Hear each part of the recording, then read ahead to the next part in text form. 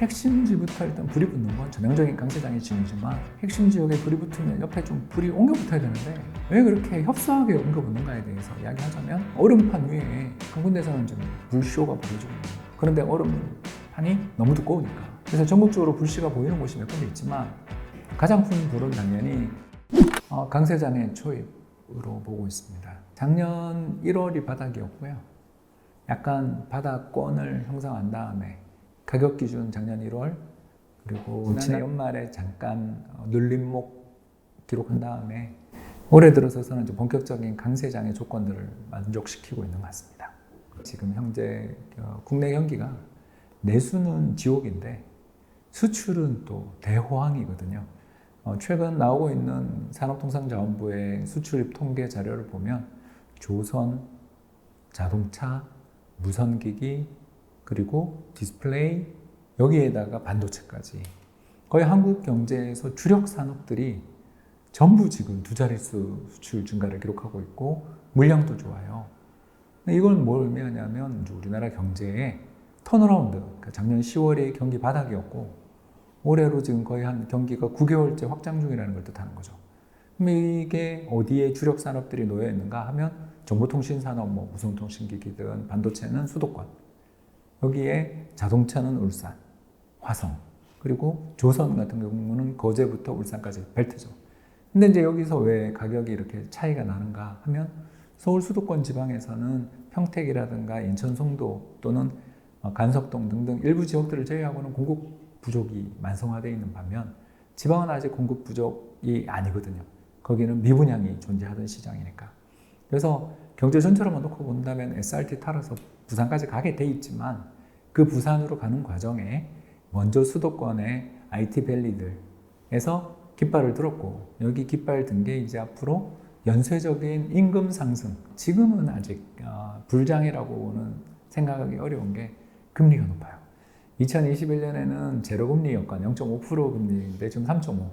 금리가 3% 높은 상태에서는 제약적이죠. 왜 그러냐면 금리의 부담은 고소득층보다는 저소득층이 더 크게 느끼죠. 그렇지 않겠습니까? 왜냐하면 1억 받고 있는 사람이 연봉 10% 오르면 1,000만 원이니까 이거에 대한 부담과 연봉 200만 원 받는 사람이 10% 올라봐야 220만 원이거든요. 그러니까 월급. 이런 비례에서 저희들이 설명을 드리자면 우리나라 상위 5에서 10% 정도의 대공장, 대노조, 그리고 수출 대기업 이라는 세 가지 공통점을 가지고 있는 이런 기업들의 임금 상승률은 올해보다 내년이 더 높을 거다 라는 것을 우리는 이미 알 수 있잖아요. 그러니 지금 생긴 이 흐름 자체가 무너지려면 금리가 인상되거나 소득이 꺾이거나 아니면 외부 충격이 와야 되는데 세 번째는 우리가 모르니까. 그죠? 아무도 모르잖아요.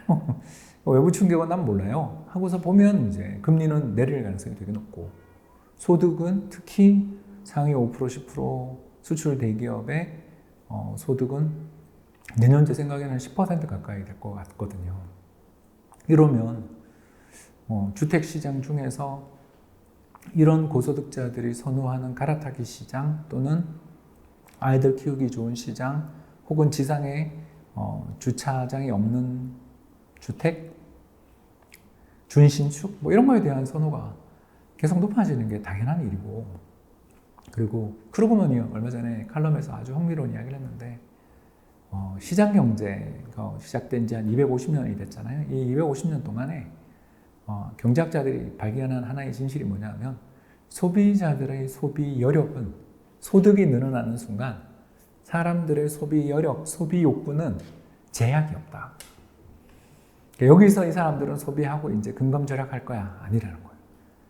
예전에 18세기 말 19세기 초에 영국 노동자들은 밀크티만 먹으면 소원이 없어요. 왜냐하면 설탕을 넣어서 긴장감을 불어넣으면서 일을 할 수 있는, 졸리지 않는, 그리고 칼로리를 보충하는 이런 것들이 없다면 지금은 웨지우드 도자기로 간다라는 거죠. 그 소비 성향이.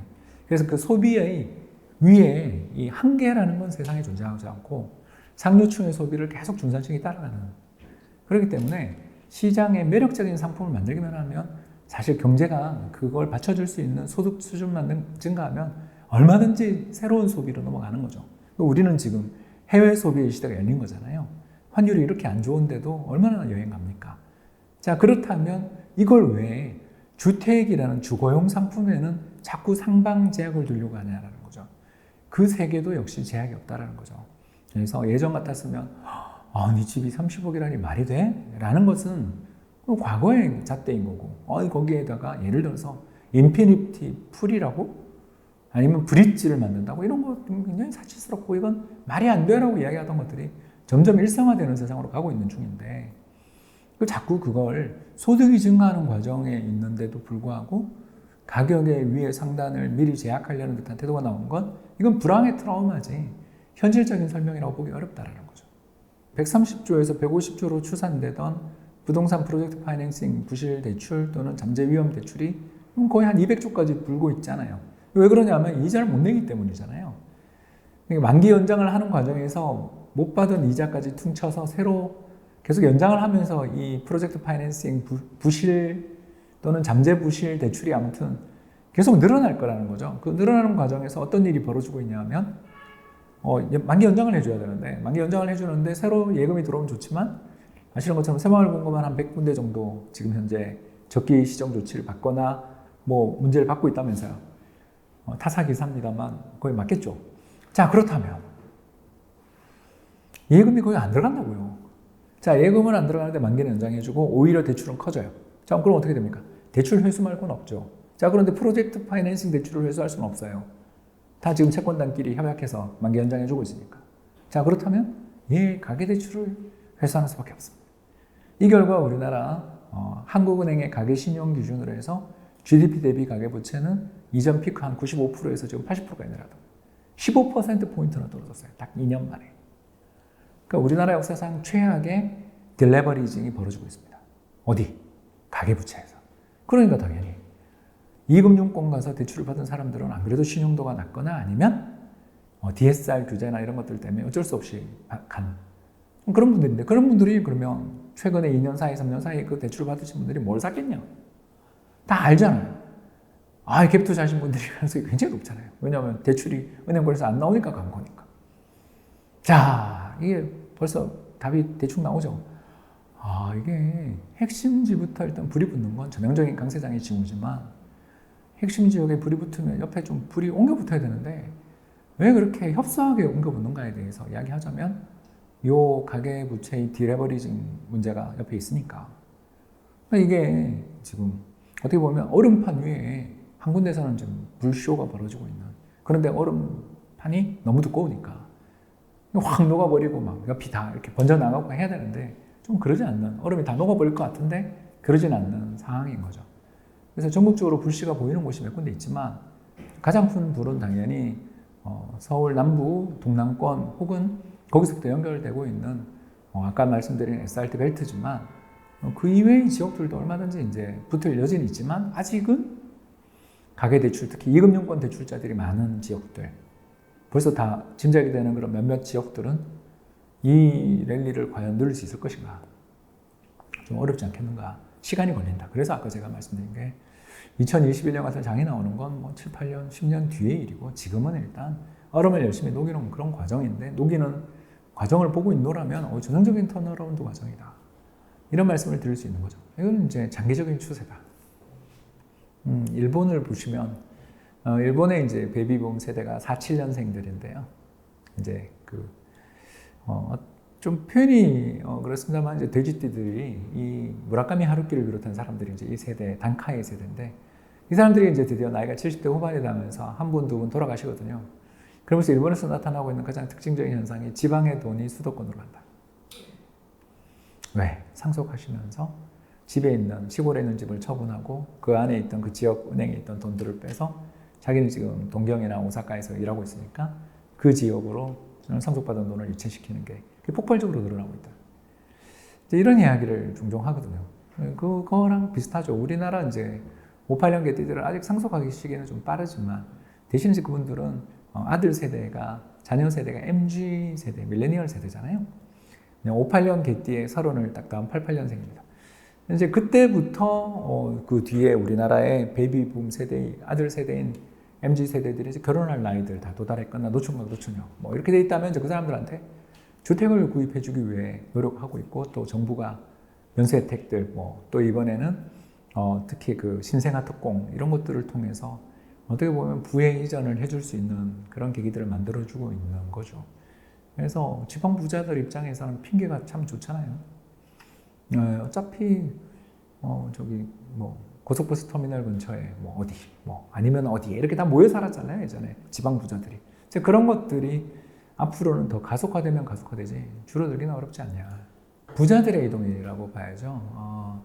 지방집을 팔아서 서울에 온다 이거는 이제 일자리를 찾아오시는 분들의 이야기고 그런 분들이 많을 거예요. 많았는데 이제 그 흐름 자체는 지속되겠죠. 근데 저는 지방에서 이제 기반을 잡고 계시던 분들 입장에서도 분산 투자를 생각해야 되고 우리 지방에 노인 인구 비율이 자꾸 높아지는데 젊은 인구 비율이 높은 지역에 집을 사놓으면 임대도 잘 되고 좋지 않을까 이렇게 생각할 수 있는 사고방식의 전환들 그리고 거기는 규제가 엄청 심하니까 당장 이번에 오세훈 시장이 토지거래 허가구역 연장하잖아요. 이런 제가 봤을 땐 거의 초법적인 이런 조치들을 취하며 계속 누르고 있는데도 이 가격이잖아요. 그런 것들을 우리가 생각해 본다면 지방에 있는 사람들 입장에서는 아직도 저기 규제가 지속되고 있다는 건 저기만 살아라는 신호로 많이 보일 수밖에 없는 거 아닌가. 그리고 이 흐름은 아까 말씀드린 이제 일본처럼 10여 년에 걸쳐서 꾸준히 계속 지속되겠죠. 글로벌 대기업이 있는 지역만 오른다. 왜? 구매력이 있는 그리고 글로벌 대도시 대기업이 있는 지역일수록 연구소가 늘어나고 좋은 학교가 있겠죠. 그래서 삼성이 평택에 캠퍼스 만들고 용인에 캠퍼스 만들고 이제 기흥이지만 용인 기흥에 캠퍼스 만들고 서울에 강남에 캠퍼스가 있잖아요. 이런 식으로 쭉 연주알 따라서 가고 있는 그 캠퍼스들 또 현대차가 울산에서 화성으로 해서 광명까지 올라오고 있는 서부축 캠퍼스들 그리고 SK하이닉스가 용인은 저는 거의 물 건너갔다고 보여지니까 일단 용인은 빼고 아직 착공도 못했는데 그러면 저 이천이랑 청주 라인 그러니까 이쪽 라인에 전부 지금 우리나라의 차세대 성장 산업들이 다 집중되고 있잖아요. 조선 하나만 거제도랑 울산에 있는 것 뿐이고요.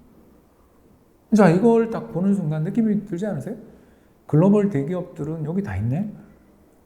그러면 이 글로벌 대기업들이 세계 경제에서 치열한 경쟁을 펼치는데 지금 우리나라 글로벌 대기업들한테 세 가지 순풍이 왔잖아요. 완전 행운이 지금 터졌어요. 그러니까 잘했어도 이 순풍을 타고 있지만 행운이 터졌죠. 첫 번째가 유럽이랑 미국이 중국을 때리고 있어요. 우리의 가장 큰 경쟁자인 중국이 지금 이번에 시진핑 주석이 이제 정책을 바꾼다는 등 막 그런 기대 섞인 저는 그 기대가는 실망으로 갈 거라고 생각하고요. 못 바꿀 거라고 생각하거든요. 그 정책은 관성이 있기 때문에 바꾸기가 너무너무 어렵습니다. 자, 그럼 두 번째, 환율이 좋아요. 환율 1,300원대 후반인데 얼마 전에 1,080원에서 경쟁하던 기업들이 환율 300원 올랐는데 여기서 이익 못 낸다. 그런 기업은 정리해야죠. 이 환율에서도 장사 못한다. 무는 소리 한다. 도와달라. 죄송합니다. 국가 경제에 도움이 안 되는 그런 기업들이다. 그럼 마지막 세 번째가 뭐죠? 베이비붐 세대가 은퇴하면서 노동시장이 엄청 좋아지잖아요. 물론 아직 질적으로 좋은 일자리가 팍 열린다 이런 것까지는 아니지만 전에는 일단 양도 꽝이었는데 양은 늘렸잖아요. 그죠? 지금 20대 고용률 이런 거 보면 20년대 최고치잖아요. 거기다가 임금도 이제 조금씩 오르는 추세인 거고 물론 이제 불평등이 심화되고 있다 이런 이야기는 동의하는데 그게 한두 해 된 일도 아니고 왜 이런 일이 벌어졌냐? 결국 5,8년 개띠들이 대기업, 대공장, 대기업 노조를 갖고 정년 연장하면 60살까지 버티고 65살까지 버티다가 물리적인 연령에 도달해서 이제 자녀들까지 상속해보려고 그러다가 잘 안 되고 물러나는 거잖아요. 이 사람들이 근데 생산성이 높아요?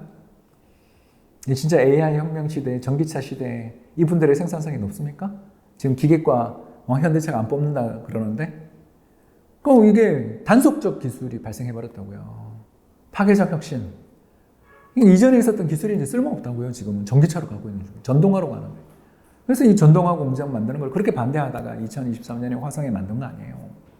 이런 공장들이 만들어지는 과정들 이런 것들을 쭉 보면 우리나라에서 5,8년 개띠가 한때는 경제성장의 주역이었을지 모르지만 지금은 경제성장의 지체 요인이었고 이 사람들이 물러나면서 기업들의 판관비 부담이 엄청나게 떨어지고 그 사람들의 아들 세대인 밀레니얼 세대들의 일자리가 늘어나는 아주 짧은 호황이지만 아무튼 근데 우리가 10년, 20년 뒤에 얘를 누가 알아요?